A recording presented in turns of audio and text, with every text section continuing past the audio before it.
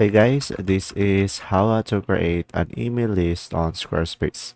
So first thing that you will do is simply go to your website that you want to create the email list. And after that, guys, just simply go to the left side over here and just simply go ahead and go for the contacts over here. And now from here, guys, first thing that you will do is simply click on create a campaign. And after that, just simply go ahead and select the template that you prefer. And from here, you will have multiple options that you can choose from. So let's say I'm gonna go for this one, join our club. And now from here, just simply click on use this template and just simply change the necessary information needed in order for you to have people provide their email to your site. And after that, once you have done that, guys, just simply go ahead and go to the back over here on the top left.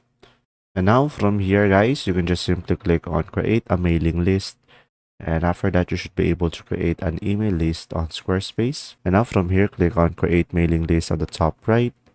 And after that, just simply name the mailing list and click on save. And from there, you should be able to create an email list and just simply go ahead and add subscribers if you prefer. You can upload a list or you can add an individual subscriber. So pretty much it will be depending on you. And there you go. See ya.